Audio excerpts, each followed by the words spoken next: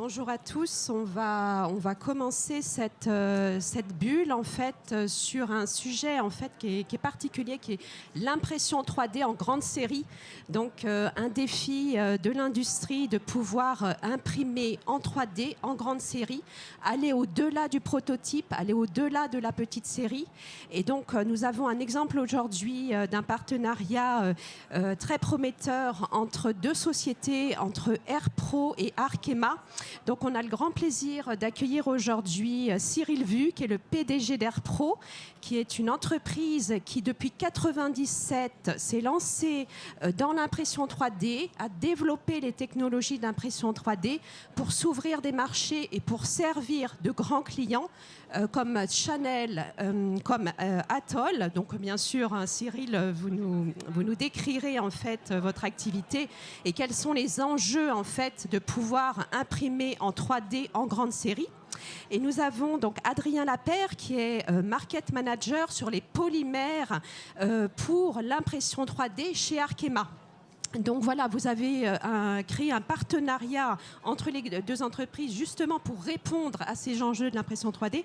Donc je vous laisse la parole pour nous expliquer en fait comment ça s'est fait et quel est l'avenir en fait de cette impression sur la grande série. Voilà, Cyril, je vous laisse la parole. Eh ben, merci Carole.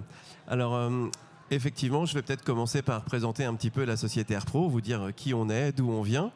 Et puis Adrien présentera Arkema. Donc Airpro, comme on vous le disait, c'est création 1997. Alors tout de suite avec de l'impression 3D, c'est vraiment dans notre ADN.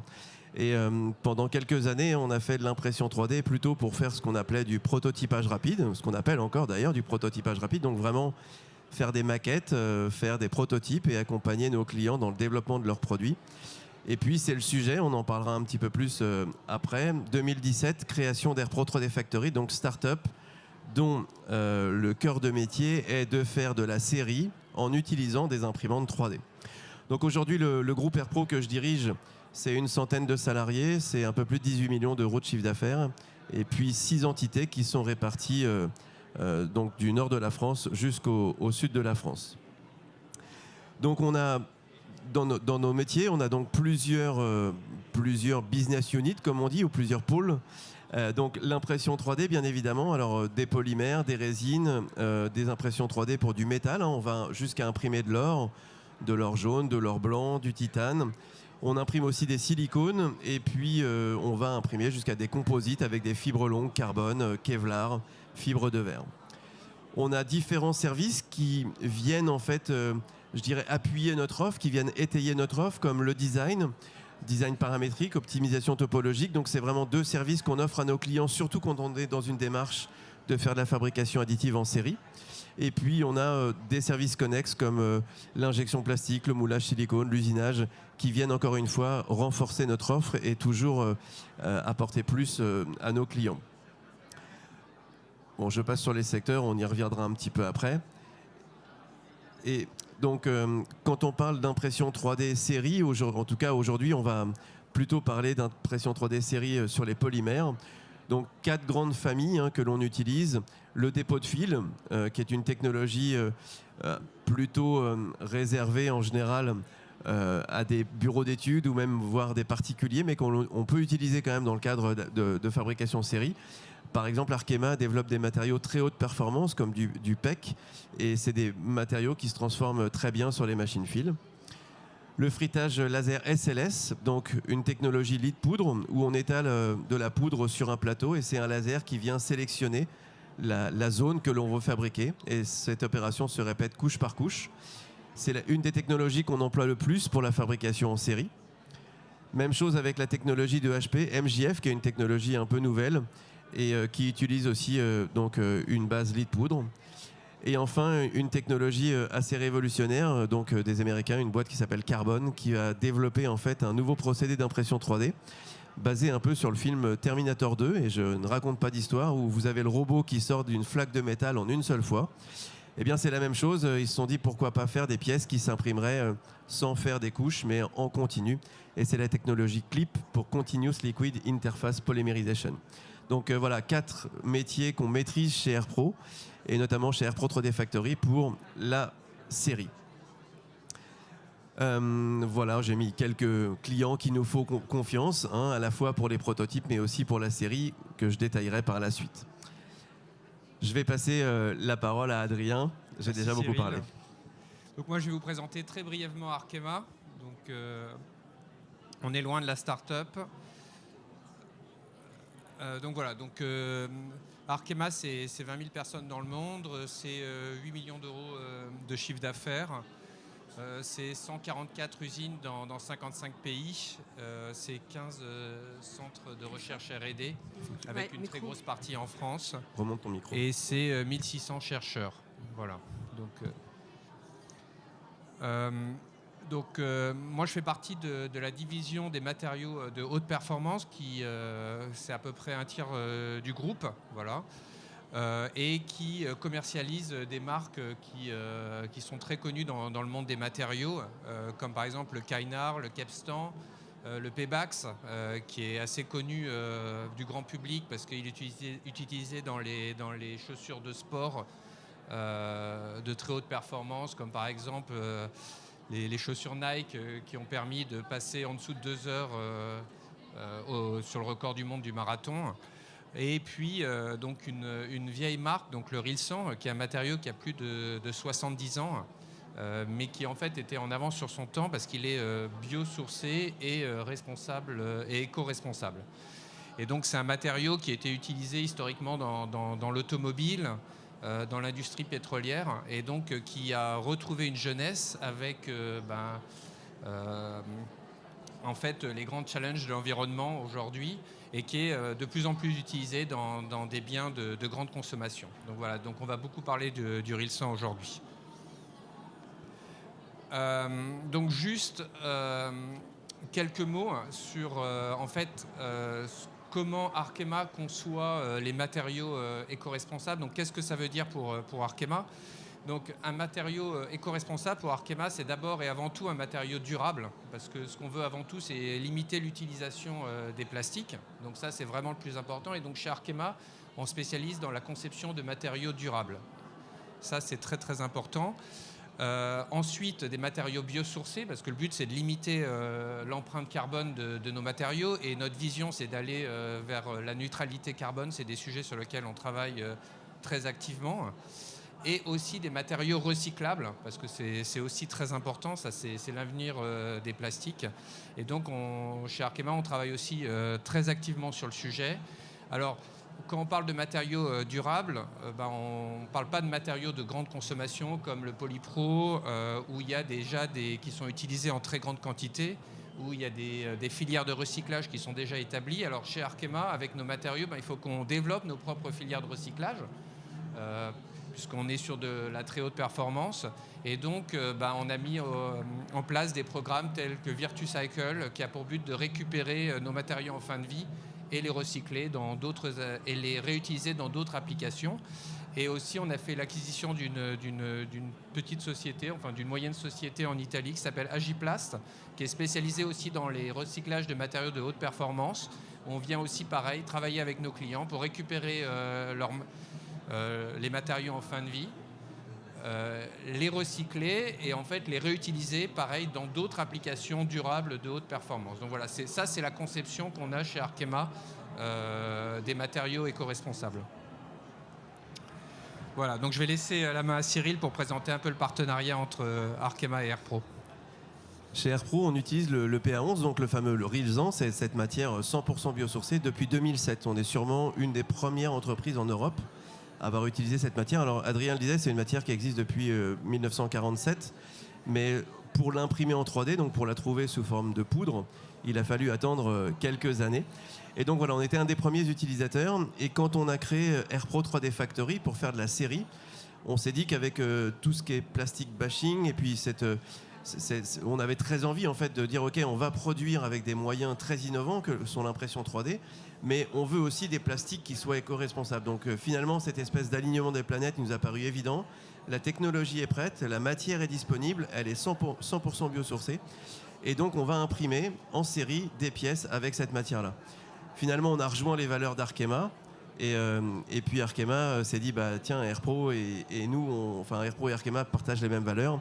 Et nous, en tout cas, on est très fiers, petite start-up, AirPro 3D Factory, qu'un grand chimiste français se soit intéressé à nous et soit rentré au capital il y a 1 an à peu près. Oui. Donc, peut-être juste pour parler un peu de l'impression 3D chez Arkema. Donc, l'impression 3D chez Arkema, ça remonte vraiment à la genèse, vers les années 95. Le P11, c'était vraiment un des premiers matériaux utilisés dans la fabrication additive par lit de poudre. Donc, on était très en amont dans la fabrication additive.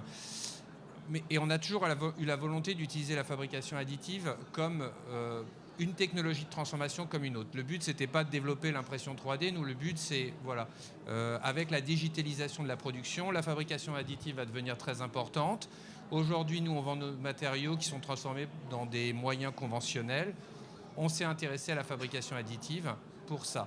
Donc, vraiment, l'utilisation de la fabrication additive pour la grande série, c'était une évidence pour Arkema. C'est sur ça qu'on travaille depuis le début. Et par ailleurs, donc, le AirPro, pour nous, c'était déjà une évidence parce que c'était la première société à fabriquer en série. Et le fait que AirPro ait pris le choix de matériaux éco-responsables dès le début, ça a créé l'évidence AirPro Arkema. Donc 2017, le premier sujet qui nous lance sur l'impression 3D. Si tu veux bien changer de slide. Ouais. Donc premier sujet 2017 qui nous lance sur l'impression 3D, c'est donc Chanel qui nous fait confiance et qui nous demande de produire pour la première fois au monde une brosse de mascara. Alors son nom, je pense, est très équivoque. Elle s'appelle le volume Révolution. Je pense que voilà, le mot Révolution est un vrai choix. Donc cette brosse, en plus d'avoir donc elle a des résultats maquillage qui sont assez incroyables, une implantation de poils qui est particulier, il y a un phénomène de rugosité qui permet vraiment un effet de lissage important. Et on a inventé une fonction, je ne sais pas si vous voyez en haut de l'écran, il y a des trous dans cette brosse. Et en fait, on a inventé une fonction qui est un réservoir de bulk. Donc voilà, c'est comme ça que l'aventure a commencé, avec ce fameux PA11.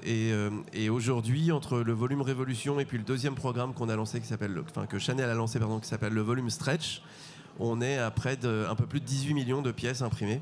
Donc c'est vraiment une première mondiale. Et c'est vraiment, je pense que cette application, elle est connue dans le monde entier par les gens qui s'intéressent à l'impression 3D. C'est vraiment l'application qui a ouvert la voie et qui a montré à l'ensemble des acteurs de la fabrication additive qu'il était possible d'utiliser des imprimantes 3D pour fabriquer en série des produits qui sont utilisés par des clients et plus précisément des clientes finales. Et pour un grand nom comme Chanel, donc ça veut dire aussi bien évidemment toute la qualité qui va autour. Voilà, et je laisse Adrien présenter le slide suivant. Je voulais juste vous... En fait, on a beaucoup parlé du Rilsan, on a beaucoup parlé du PA11, mais juste dire d'où ça vient, c'est quoi son origine. Donc le PA11, ça vient de la plante de ricin, voilà, donc qui est une plante qui est cultivée majoritairement en Inde, sur des terrains qui sont arides ou semi-arides, où il n'y aurait pas de nourriture qui pourrait pousser. On ne peut pas faire de l'élevage animal. Donc voilà, donc il n'y a pas de compétition avec la nourriture. Et ça, c'est très important. C'est une culture durable, donc ça, je vais en parler un peu plus tard. C'est quelque chose sur lequel Arkema s'engage activement. Il n'y a pas de déforestation, il n'y a pas d'OGM. Donc voilà, c'est important parce que quand on parle des sujets de matériaux d'origine végétale, il y a toujours pas mal de croyances, donc il faut vraiment aller au bout des choses. Voilà, donc par rapport à ce qu'on dit culture durable, donc en fait Arkema avec une ONG qui s'appelle Solidaridad et BASF, donc on a développé un programme qui s'appelle Pragati. Pragati en hindou, ça veut dire progrès, et donc le but c'est de gérer donc la culture du ricin. Donc on a des programmes d'éducation pour les agriculteurs. On leur apprend à cultiver le ricin de manière durable, sans consommer d'eau ou très peu d'eau. Voilà, donc d'optimiser tout ça, pas de pesticides, enfin voilà. Donc ça leur permet aussi de bien gagner leur vie. Donc ça, c'est aussi très important pour nous. Donc à partir de là, on prend l'huile de ricin, on en fait un monomère, donc ici en France, à Marseille. Et ce monomère, il va être polymérisé donc pour servir l'Europe en France, en Normandie. Donc voilà, pour faire le Rilsan. Donc c'est ça l'origine du Rilsan. Et donc après, on vend ce Rilsan dans des applications, on va dire, durables, comme je disais, qui sont l'automobile, l'aviation, l'industrie pétrolière, et maintenant les biens de grande consommation, l'électronique, cosmétique et autres. Voilà. Et on recycle ce matériau, pareil, avec nos partenaires. Voilà. Alors, juste, on a beaucoup parlé, donc l'idée, c'est de mettre tout ça un peu en image. Donc, on va vous présenter une toute petite vidéo voilà, qui peut-être vous permettre de fixer un peu les choses.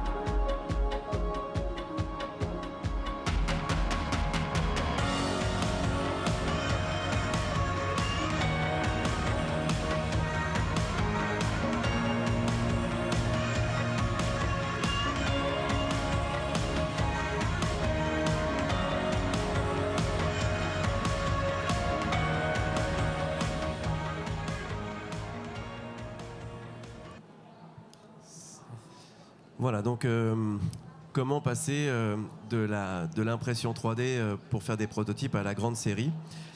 Donc je vous le disais, alignement des planètes, la bonne technologie, la bonne matière, et puis ensuite changer les mindsets et faire comprendre aux clients que l'impression 3D, ça peut apporter énormément de choses. J'en parlais, intégration de fonctions avec cette brosse de mascara, mais c'est aussi d'avoir la liberté de formes plus complexes, plus d'outillage d'injection, donc beaucoup d'agilité, beaucoup de flexibilité, pardon. On peut mettre un produit sur le marché beaucoup plus rapidement. Ça permet aussi de s'affranchir de tout ce qui est contre-dépouille, de contraintes comme ça très fortes qui sont liées à la fabrication. Alors on a parlé des brosses de mascara, mais je vais vous parler d'un autre exemple. Si tu veux bien passer, Adrien, le slide. Voilà, on a collaboré avec une start-up qui s'appelle Abeille, qui est incubée par Atoll, les opticiens. Et on est très fiers de ce projet. Donc c'est un projet qui est bien évidemment qui est sorti. Hein. C'est une start-up donc, qui a développé une application pour des lunettes pour les enfants pour corriger la dyslexie. La dyslexie, c'est un problème de redondance d'image. Et ces lunettes qui sont gavées d'électronique et d'intelligence artificielle permettent de corriger cette redondance des images qui sont perçues par les enfants. Et je vous encourage à regarder quelques vidéos sur YouTube, vous verrez, c'est formidable. Les enfants redécouvrent le plaisir de lire et puis surtout la fluidité. Donc ces lunettes sont imprimées en 3D, bien évidemment en PA11, donc en ce fameux Rilsan, et produits en série pour les opticiens Atoll.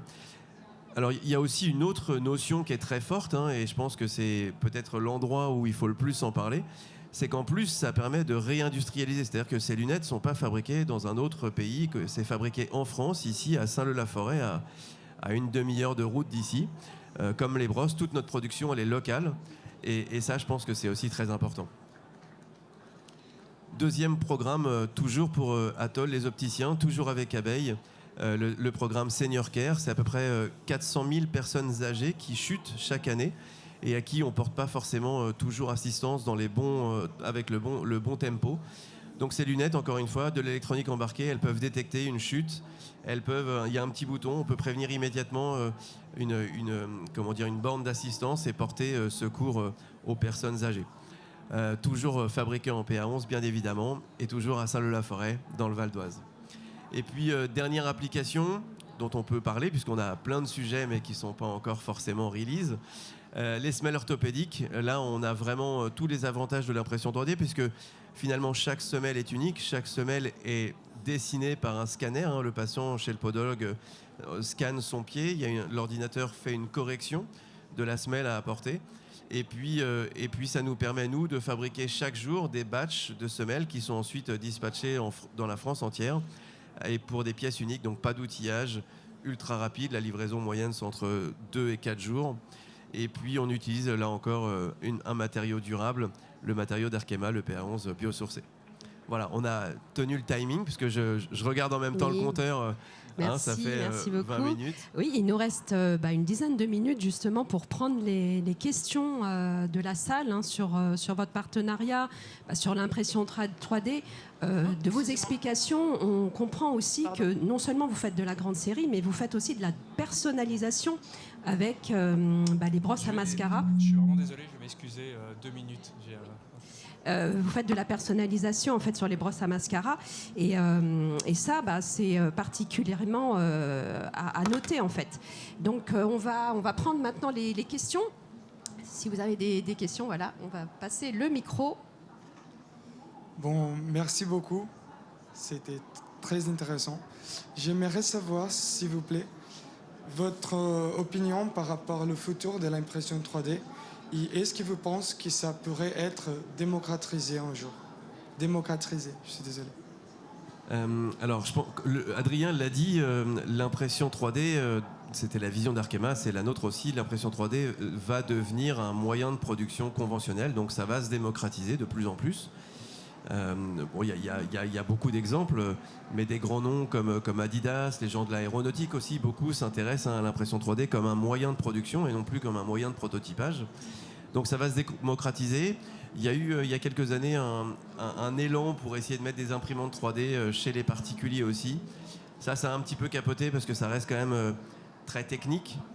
C'est pas forcément évident déjà de télécharger un film ou de la musique. Bon, imaginez télécharger un fichier 3D, c'est dans des formats pas toujours compatibles, il y a des problèmes d'échelle, il faut ensuite le convertir, le mettre sur la machine, fabriquer.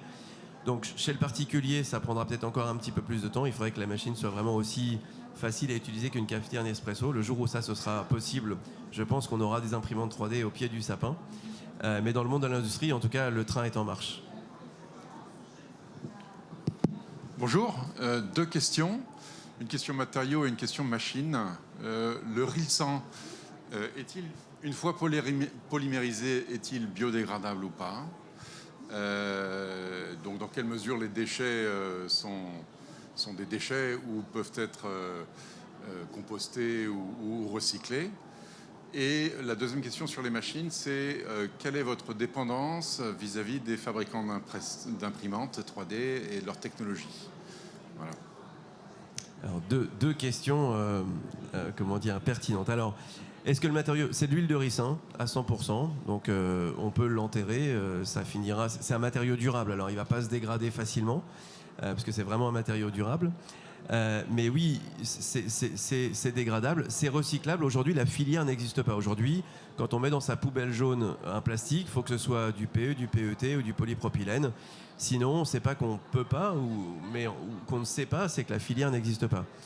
Donc Arkema a commencé à faire des choses avec Agiplast pour retraiter une partie des plastiques, mais il faudrait imaginer qu'on puisse les collecter ou qu'on ait une autre poubelle, par exemple, je sais pas, une poubelle violette dans laquelle on puisse mettre les matériaux biosourcés pour qu'ils puissent avoir leur filière eux-mêmes de recyclage. Donc possible, mais ça n'existe pas encore.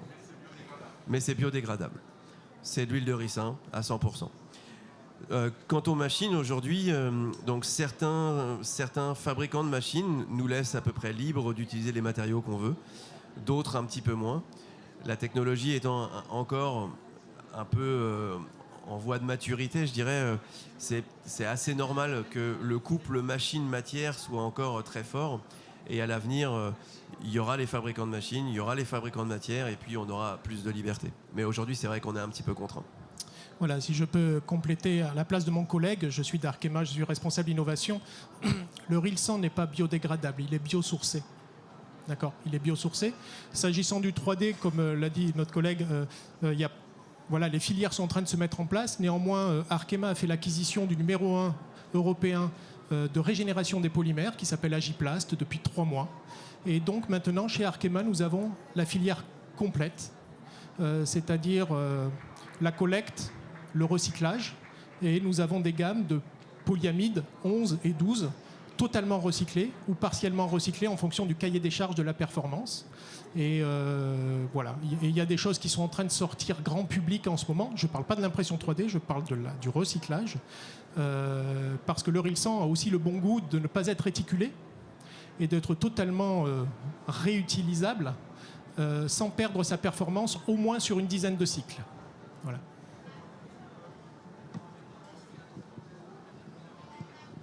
Bonjour.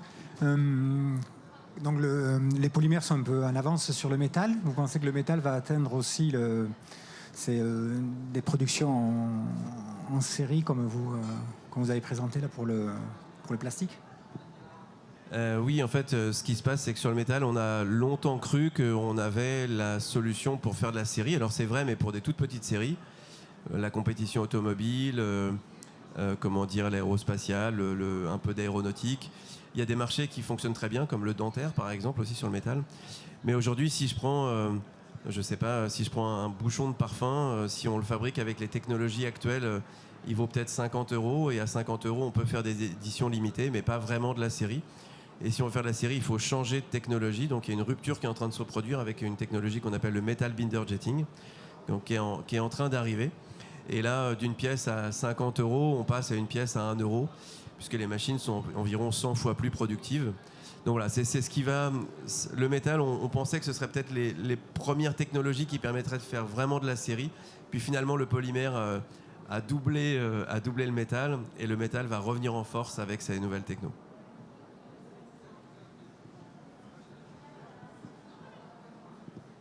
Bonjour, merci. Ma question porte sur le temps d'impression pour les impressions 3D. Ça peut être parfois très très long, donc comment vous arrivez à le gérer pour produire en grande série, notamment pour des pièces plus grandes que des brosses de mascara? Alors, si on analyse un peu votre question, la réponse est presque dedans. Parce que si vous regardez la taille des machines, c'est plutôt des machines, leur capacité, j'entends, un bac de machines, c'est plutôt des bacs de petite dimension. Donc déjà, ça veut dire qu'on ne va pas aller sur de la grande pièce parce que ça ne rentre pas dans le bac. Et dans un bac, on a tendance à plutôt mettre le plus de pièces possible. Donc aujourd'hui, l'impression 3D en série, ça s'adresse vraiment à des pièces de petite dimension. Une brosse de mascara, un capot de parfum, une semelle de chaussures, un cup holder, c'est une pièce pour tenir une canette de coca dans une voiture. On a sorti il y a peu là, pour un constructeur automobile des pièces intérieures véhicules, justement comme ça, avec un programme de personnalisation. Donc voilà, on va plutôt être sur de la petite pièce qui nous permet de résoudre l'équation que vous disiez, c'est que les machines sont encore un peu lentes. Et du coup, comment est-ce qu'on peut être compétitif sur la grande série? Donc voilà, la recette, elle est simple, des pièces de petite dimension, et il faut surtout qu'on apporte une vraie valeur ajoutée. Donc ça peut être de la personnalisation, par exemple les semelles orthopédiques. Imaginez aujourd'hui comment c'est fait. De manière traditionnelle, on vient prendre une empreinte, et dans cette empreinte, on va couler une résine. Voilà, c'est quelque chose de long, d'artisanal. Donc voilà comment on peut être compétitif. C'est parce qu'on utilise soit le côté personnalisation, customisation, intégration de fonctions, la logique aussi de pièces détachées, donc, qui peut être aussi une donnée importante. Il faut apporter de la valeur. Si on n'apporte pas de la valeur et qu'on peut faire ça avec un moyen plus conventionnel, alors le moyen conventionnel aujourd'hui, il l'emportera toujours. D'accord, merci beaucoup. Et pour compléter, les pièces de rechange, c'est extrêmement important parce que plutôt que d'avoir des stocks partout dans le monde pour une pièce de boîte de vitesse d'un camion qui n'est plus fabriqué, et plutôt que d'avoir tous ces stocks, on peut produire extrêmement rapidement à la demande et nourrir le monde. Donc c'est très éco-friendly puisque...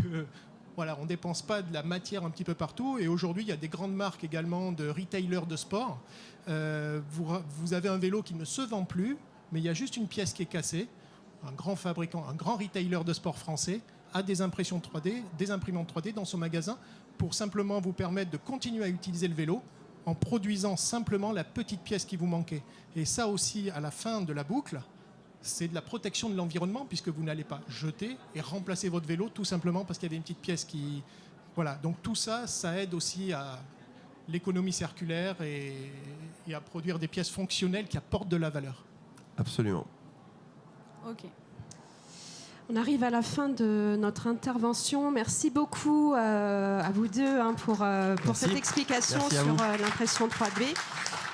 Peut-être que vous pouvez rester quelques minutes si vous voulez échanger, hors champ. Oui, avec plaisir. Avoir l'occasion d'échanger sur cette technologie particulière. Merci beaucoup à tous.